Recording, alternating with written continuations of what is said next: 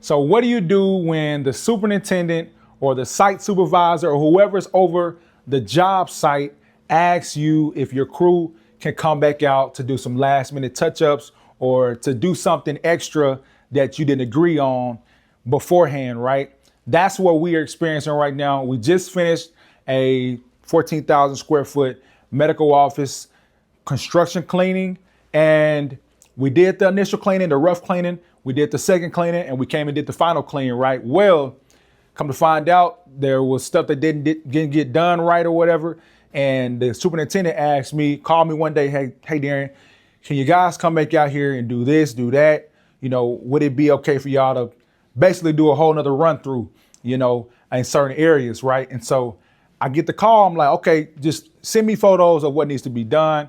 Tell me what, you know, what areas need to be cleaned or whatever, and we'll see what we can do.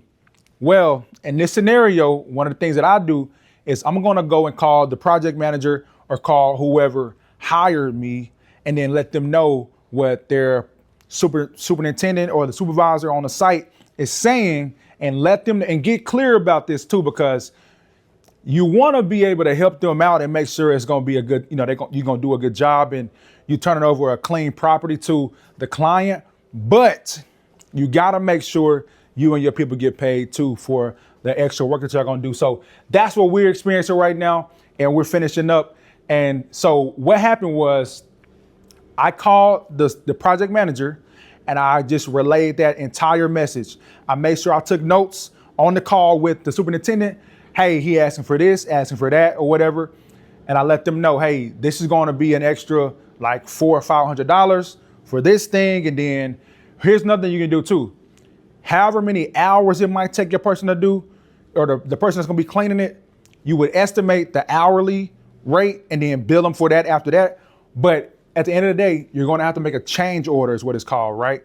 That's what the project manager and I end up agreeing on. She was like, hey, yes, we'll have to do a change order. Just whatever you got to do to get this looking good for us, can you please just help us out? So that's where we at, right? So going forward, whenever you do a job and you feel like y'all done close it out, everything's good, just keep in mind that it never goes as planned, right? Sometimes it's gonna be just some extra and you just gotta kind of prepare for that. You can kind of bake that into your price originally, or just keep in mind that, hey, keep that over communication with the project manager and let them know that, hey, if we have to go over, then it'll be this price, it'll be that for per hour for this, or you could just go based on square footage if you have to do a whole nother thing. But overall, it's been a very interesting project. I would say that it's been one that's been the most confusing because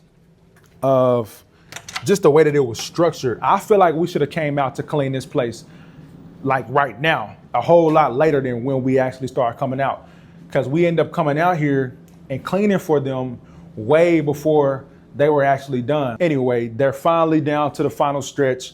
They got the client or the customer or the owner of this building coming in here, pointing out things and, you know, asking if we could help out. Just a quick message I wanted to share with y'all and let you know that, hey, when this happens, then this happens, right? That's the procedure. Whenever you get asked a request to do something extra, just make sure you get clear to bill them for that afterward, and then go ahead and get the job done. But thank you for watching this one. I'll see you on the next one. Peace.